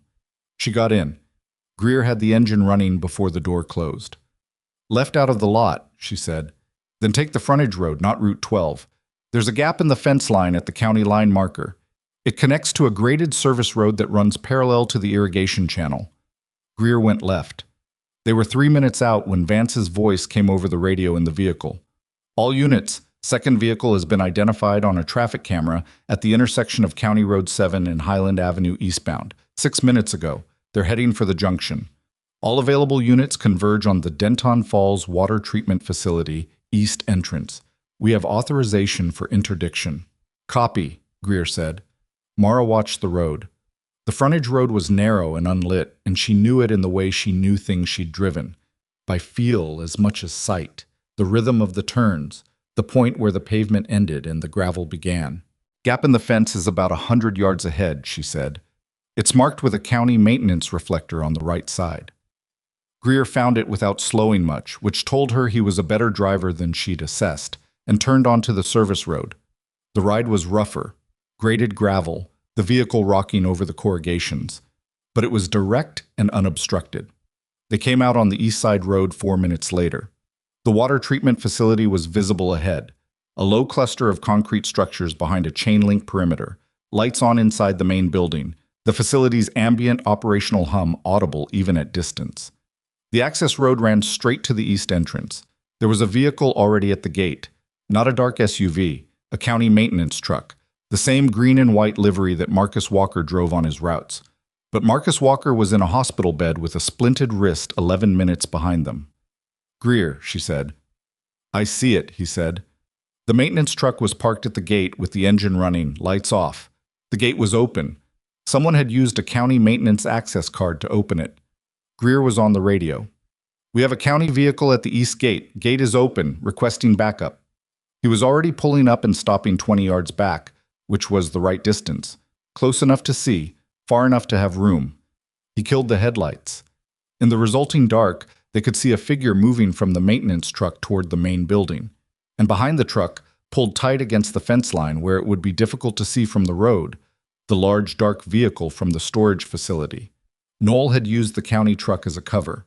The county access card had opened the gate, and whoever was walking toward the building had a key card, local knowledge, and a cold storage container in a vehicle parked 15 feet from the facility's primary water input valve. Mara's hand was on the door handle before she realized it was there. Don't, Greer said. I'm not going anywhere, she said. I'm looking. She was looking, at the figure, at the walk, at the build. She had spent 11 years in this county. She had treated people from this facility. A hand injury 2 years ago, a respiratory case 18 months before that, a minor chemical burn from a maintenance crew member last spring. She knew the population of people who worked in and around county infrastructure, the way you knew the population of a place when you were the medical resource that served it. She knew the walk. She knew the build. She had seen both of them 14 hours ago, in the hallway of Callaway Regional, when he had materialized at the edge of a bay with the organizational energy of someone arriving late to something significant and trying to insert himself into it. The figure moving toward the water treatment building, moving with the unhurried confidence of someone who belonged there, who had an access card that said he belonged there, who had a county employment record that documented 12 years of belonging there, was Douglas Frick. She said his name out loud in the vehicle, and it landed in the dark cab like something solid dropping onto a hard floor. Greer looked at her. You know him. He works at my hospital, she said. Charge nurse, 12 years. He has a county rural services auxiliary credential. Facilities support volunteers. They get access cards for emergency management purposes. She was already processing backward through everything. The meetings, the availability, the way he had inserted himself at the edges of everything that happened today without ever being at the center of it. The way he had tried to become the point of contact between her and the federal agents. The way he had known the word consultant before she used it. He was the one who told me to route everything through him. He was trying to manage what I was telling them. He's your inside contact, Greer said. He's the local access, she said. 12 years of county infrastructure credentials, medical facility access, route documentation. He knew every piece of this geography. She watched Frick reach the building's side entrance and swipe his card. The door opened. He has 15 minutes before you'd have the water confirmed safe. Greer was on the radio already, clipped and precise. Federal agents approaching east entrance. Suspect identified as Douglas Frick, male, county auxiliary credential holder, entering facility side door now. Second suspect in primary vehicle at the fence line. Request immediate backup. All units. The response came back with the coordinated density of something that had been positioned and waiting, units converging, ETA 3 minutes, instruction to hold position. 3 minutes. The valve housing was inside the building. Mara knew from the maintenance photograph she had looked up 2 years ago for a reason she had filed as clinical due diligence. The primary input junction was in the processing room behind the main pump station. Once the compound entered the line after treatment, once it was in the distribution flow, 3 minutes became irrelevant. She looked at Greer. "I know the building layout," she said. "No," he said. "Not tactical, informational. Tell your people the side entrance leads to a corridor that branches. Left goes to the administrative section, right goes to the pump station and the processing room. The valve housing is in the processing room, second door on the right. He's going right." Greer relayed this verbatim. His hand was on his weapon. His eyes were on the side entrance and on the dark vehicle against the fence line, where no movement had yet emerged, which meant Noel was waiting for Frick to complete the access, waiting for confirmation before he moved the container. The backup arrived in 2 minutes and 40 seconds, which was not 3 minutes, but was close enough that the distinction was academic. 3 vehicles, coordinated entry at the east gate and the building's main entrance. Agents moving in the compressed, deliberate way of people who have been trained to enter spaces where the wrong movement means the wrong outcome. Mara stayed in the vehicle. She stayed in it for 4 minutes and 17 seconds, which was longer than she had expected and shorter than she had feared. And she stayed in it completely and without moving because Greer had asked her to, and she had agreed, and she was a person who kept agreements, even when every instinct she had was pulling toward the building where something was either being stopped or not being stopped. At the 4-minute 17 mark, Greer's radio came alive with Vance's voice. "Facility secure. 2 in custody. Container secured, unopened. Repeat, container is secured and unopened." Greer exhaled. Mara put her hand flat on the dashboard and held it there for a moment. The container was unopened. The water was clean. 12,000 people in Denton Falls would wake up tomorrow and drink their water and not know that the space between what had happened and what had almost happened was the length of a service road that didn't appear on standard maps, and a nurse who had driven every road in this county for 11 years. She did not feel triumphant. She felt tired in a way that went past the physical, the particular exhaustion of a day that had required every version of herself she had ever been, simultaneously, without a break between them. Greer looked at her. "You okay?" "Yes," she said, which was approximately true. The next hour was organized chaos in the specific federal operation way. The site secured, the county vehicle photographed and processed, the dark SUV opened, and the container removed by a hazmat team that arrived from somewhere with the speed of people who had been staging nearby, which meant Harwick had anticipated this location before Mara had named it. Noel was in one vehicle, Frick in another, both in custody, both silent, which was the silence of people who had lawyers in mind and were not going to fill the air until those lawyers were present. Mara stood at this perimeter with the flat light of the facility floods casting hard shadows across the gravel and watched the hazmat team work with the careful choreography of people who understood exactly what they were handling. The container was a modified cold storage unit, approximately 40 liters, with a pressure release delivery mechanism that would have connected to the valve housing in the processing room. Clean, professional, the work of someone who knew what they were doing and had access to the resources to do it right. The scale confirmed what Vance had said, at 40 liters. Introduced post-treatment into the distribution line. The dilution math across the municipal system would have produced symptomatic exposure in a significant percentage of the population within 12 to 18 hours. Not immediately lethal in most cases, the compound's modified delivery was calibrated for persistence and debilitation rather than rapid mortality, which was a particular kind of calculation that made it worse rather than better when you understood the intent behind it. Harwick came to stand beside her at the perimeter. They watched the hazmat team for a moment without speaking. "Frick," Harwick said. "How long?" "I don't know," Mara said. "I've been asking myself that since I saw him." She thought about the 8 months. The storage unit rented 8 months ago, the second family who had moved into their rental house 8 months ago. At least 8 months at the operational level. For the recruitment, longer, probably. He had the infrastructure knowledge and the access credentials. That takes time to identify as an asset. He used his county card to pull Walker's route documentation, Harwick said. Fielding traced it while we were moving. He filed a Freedom of Information request 14 months ago under a personal name. It's technically legal, and it was buried in a stack of similar requests. Nobody flagged it. 14 months. Frick had been positioning for 14 months while Mara had been working beside him, while she had been treating his organizational maneuvering as an annoyance rather than what it was. She absorbed this without self-punishment because self-punishment wasn't useful, and she had too much calibration invested in herself to waste it. But she held it honestly because honest accounting was what kept her calibrated. He tried to cut off my access to your team this afternoon, she said. He wanted to be the information filter. He wanted to know how much you knew, Harwick said. He'd been monitoring the department situation since the first call came in. When the federal response landed on his hospital, he needed to assess the exposure. And when he realized how much I'd identified, he accelerated the timeline, Harwick said. Tonight was supposed to be 2 days from now. The intercept window was real, 72 hours. But tonight was a contingency deployment, moved up because you collapsed the timeline on them. She paused. Which means the contamination events today were partly about field testing and partly about creating enough patient volume to tie your department down so the deployment could happen without your attention on it. Mara thought about Teddy Walker on the bridge on Thursday, a child throwing rocks into a creek while a dark SUV sat a quarter-mile back on a road nobody else was using.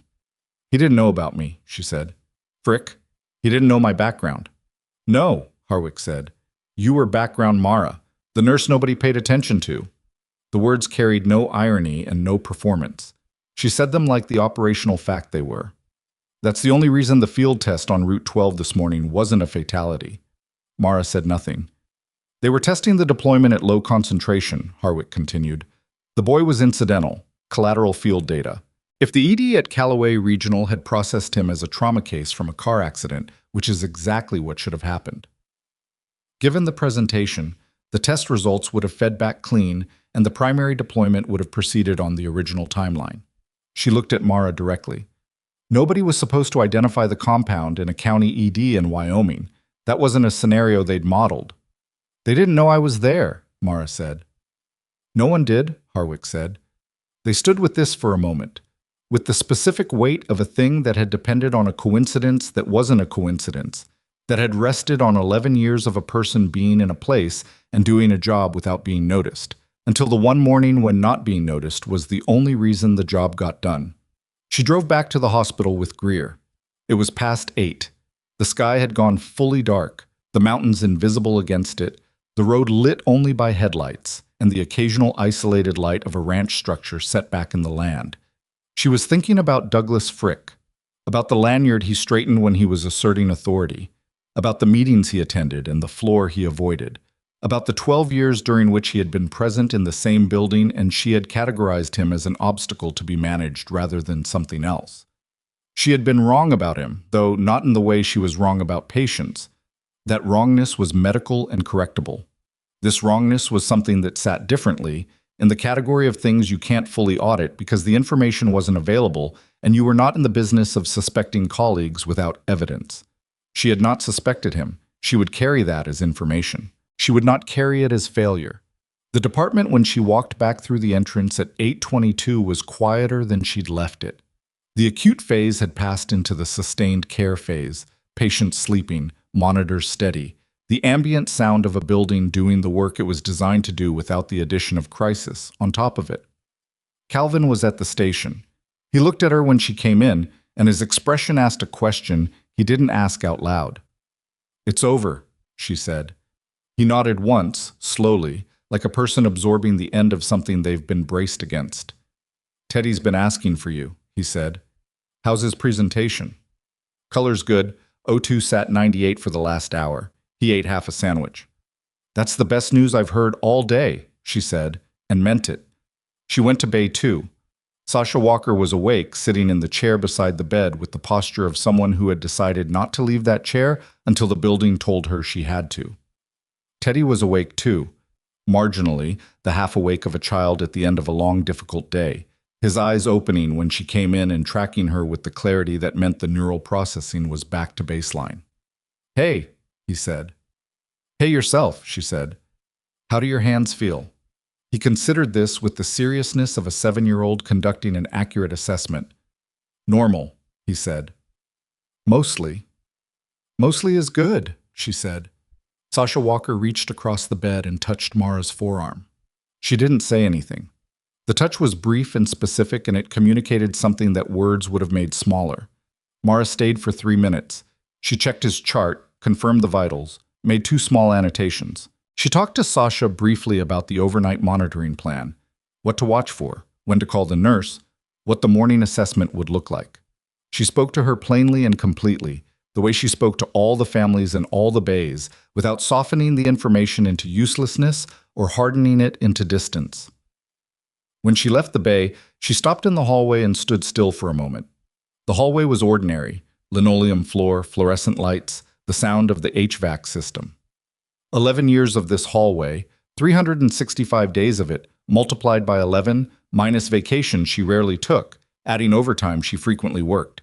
She knew every fixture in it. She knew where the light flickered near the supply corridor door and had submitted 3 maintenance requests about it that had each been closed without action. She was still standing there when Dr. Renata Coyle came out of Bay 4 and almost walked into her. "Sorry," Coyle said, and then looked at her properly. "Are you all right?" "Yes," Mara said. Coyle studied her for a moment. She was not effusive by nature, and she didn't manufacture emotions she didn't have, which was something Mara respected about her. "What happened tonight?" she said. "The agents, the facility. Is it done?" "Yes." "And Frick?" The name landed. Coyle had been told, apparently. Harwick's team had made notification to hospital administration before 8, which was the right sequence, so that no one walked into work tomorrow without knowing why the charge nurse roster had a vacancy. "He's in federal custody," Mara said. Coyle absorbed this. Her face worked through several things without settling into any of them completely. 12 years, she said. "Yes." "And you—" She stopped, started again. "The compound, this morning. You recognized it because I had background the hospital wasn't fully aware of," Mara said. It was the most she was prepared to say in this hallway, at this hour. And she said it without apology. Coyle looked at her for a long moment. "We should have listened to you more," she said. "That's a different conversation for a different day," Mara said. "Yes," Coyle said. "But it's a conversation that's happening." She moved on. Mara let her go. The formal process started the next morning and took 3 weeks. It was not clean. Nothing about it was clean. Federal investigations do not unroll like tape measures. They unroll like fishing line that's been in a tackle box all winter, with knots at unexpected points and tangles that require patience rather than force. There were depositions and document requests and 2 separate sessions in which Mara sat across from federal attorneys and answered questions about her service history, about the unit, about everything she had identified and done from the moment Teddy Walker's gurney came through the department doors. She answered everything. She had decided, somewhere in the parking lot of the water treatment facility on Tuesday evening, that she was done maintaining the partition. Not because it had failed her, it hadn't exactly, but because the morning had shown her that the partition had cost something she hadn't fully accounted for. 11 years of being background Mara. 11 years of assessments ignored, instincts overridden, expertise deposited into a building that had no idea what it was holding. She was done with that architecture. The charges against Douglas Frick were federal: conspiracy to deploy a chemical substance, unauthorized access to protected water infrastructure, material support to a criminal network, and several additional counts that the federal prosecutors layered in with the methodical thoroughness of people building something intended to hold for decades. He entered a not guilty plea that his attorney filed on his behalf and was denied bail on the grounds of flight risk and access to operational networks. The arraignment was public record. Mara read the filing on her phone during a break between patients and then put the phone in her pocket and went back to the floor.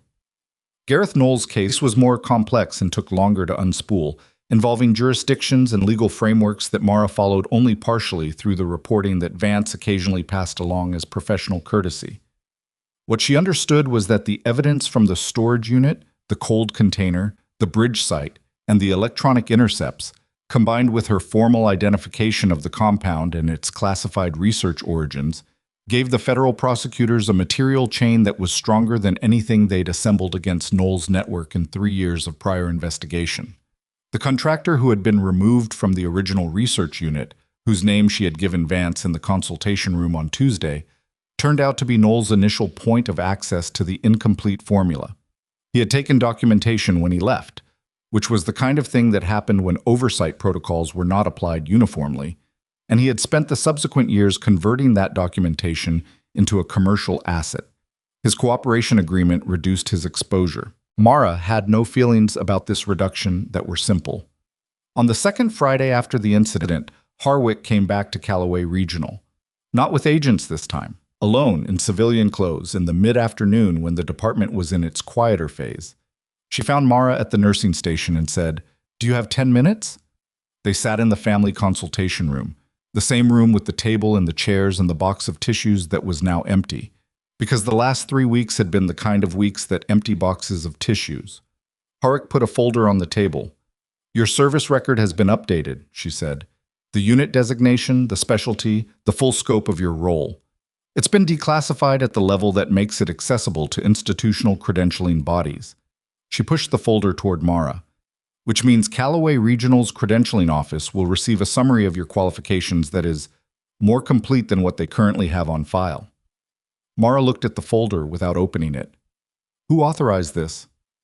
"Several people, in sequence," Harwick said. "It was not a small process, but the argument made itself." She paused. "You're the only civilian clinician who identified a classified compound exposure in a field setting without reference materials and initiated correct emergency protocol without a physician order, in a jurisdiction where there was no existing framework for that situation. On the same day, you also directed federal agents to a dispersal introduction site and correctly identified the local access contact." She said this factually. "The record should reflect who you are." Mara opened the folder. She read the first page slowly. "There is a specific feeling that arrives when something you have known about yourself for a long time is finally put in writing by people other than yourself. Not relief, exactly, and not validation in the simple sense, but something that lands underneath both of those, in the place where your private accounting of yourself has been running quietly for years without external audit. It was not comfortable. It was not the uncomplicated satisfaction she might have imagined in a younger version of herself. It was just accurate. Finally and completely accurate." She closed the folder. "The hospital administration contacted the credentialing body yesterday," Harwick said. "You should expect a formal communication from them in the next few days." "About what?" "About the position they'd like you to consider," Harwick said. "I'm told the chief nursing officer will be making the approach directly rather than routing it through administration, which is apparently a meaningful distinction in this context." Mara thought about Douglas Frick's lanyard, about the particular organizational geometry of a place where seniority was measured in hire dates and access was distributed by meeting attendance, and nobody had thought to ask the nurse who'd been there 11 years what she knew, or where she'd been, or what she'd done before she walked through their doors. "What position?" she said. "Emergency preparedness and response coordination," Harwick said. "New role. It was recommended to hospital leadership by Agent Vance's office as part of the regional after-action review. The idea being that Callaway Regional sits at a significant distance from any Level 1 facility in a county with substantial rural infrastructure, and that having someone with your background formally in a coordination role, not just on the floor, would address a gap that last Tuesday demonstrated pretty clearly." She paused. "The position would involve clinical leadership of the emergency department as well as coordination with federal medical response teams in the event of future incidents." Mara was quiet. "You don't have to decide now," Harwick said. "I know. But I'd like to know what you're thinking." She looked at the table. She thought about what she was thinking, which was not simple enough to say in a single sentence, but which she was going to attempt anyway. "I'm thinking that I spent 11 years being useful in a building that didn't know why I was useful," she said. "And that there's a version of this new role that changes that, and a version that just gives me a better title while the same dynamics run underneath it." She looked at Harwick. "The difference between those two versions is whether the people I work with understand what the role is for, not just what it's called." "That's a fair distinction," Harwick said. "I'll need it in writing, the scope, what it actually means." "You should ask for that." I will. Harwick stood. At the door, she stopped and looked back in the way she occasionally did, not for effect, but because something had occurred to her that she hadn't finished with. For what it's worth, she said, I spent a long time after 2011 wishing I'd made a stronger case for you to stay in the unit. You were exactly what we needed, and I knew it, and I let the paperwork go the way it went. She said this without drama and without the request for absolution that sometimes dressed itself as honesty. I'm glad you ended up here. I'm glad you were in that waiting room this morning. It was afternoon by the time it mattered, Mara said. It started in the morning, Harwick said. That's the part nobody saw. She left. The formal communication from the chief nursing officer arrived on Monday. It was longer than most administrative communications Mara received, which was not a high bar, but it was also more direct than she had expected, less hedged, less wrapped in the language of institutional caution. It described the new position in terms that reflected someone who had actually tried to understand what the position should be, rather than slotting it into an existing framework. It included the scope in writing. She sat with it for a day. She talked to no one about it, which was her pattern for significant decisions. Not because she lacked people she could talk to, but because the decisions that mattered most were the ones she had to arrive at through her own process, and other people's thoughts, however well-intentioned, had a way of populating that process with noise. On Tuesday evening, 1 week exactly from the morning Teddy Walker came through the doors, she accepted. She went back to the station and finished her shift. The weeks that followed were unremarkable in the way that weeks are unremarkable after remarkable things. The department ran, patients came in, Calvin Reyes grew incrementally more capable with every shift in the way that good people grow when they're paying attention, and Dr. Wolf had a conversation with her in the break room one afternoon that was not quite an apology and not quite a professional recalibration, but was something that sat in the territory between them, which was probably the most honest thing he was capable of producing, and she received it as such. Coyle was the one who said, without preamble, on a Thursday afternoon in the hallway near the supply corridor, I've been thinking about what happened, about how many times in 11 years I heard something you said and filtered it through. I don't know what. The category you were in. She looked uncomfortable, which was honest. I'm trying to understand why I did that. Because I was background, Mara said. It's not a unique failure. It's still a failure. Yes, she said, but you're doing the right thing by looking at it. Coyle nodded once and went back to her patients. 3 weeks after the incident, Marcus Walker came back to Callaway Regional. Not as a patient, his blood work had confirmed low-level exposure, successfully treated, with no projected lasting effects, but as a visitor. He came in on a Saturday morning, his wrist in a proper cast now, Teddy walking beside him with the specific physical confidence of a child who has been frightened and has come out the other side and knows it.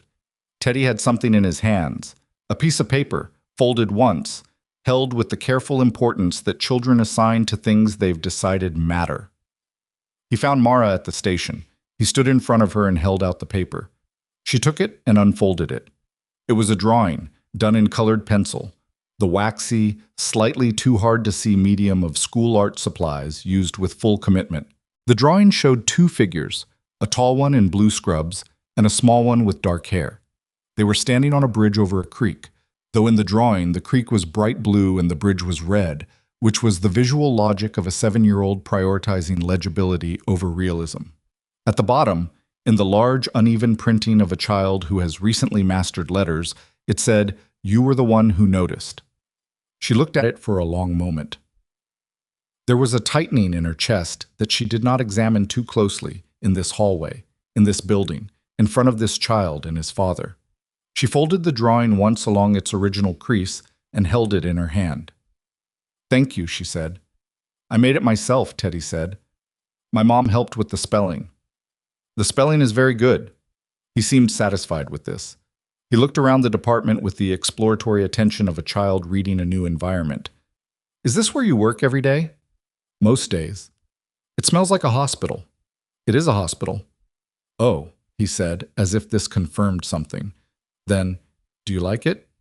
She looked at the department, at the board with its patient list, at the supply cart she'd restocked twice this week, at the corridor where the light still flickered because the third maintenance request had also been closed without action, At Calvin Reyes explaining something to a new rotating nurse with the earnest detail of someone passing on knowledge they consider important.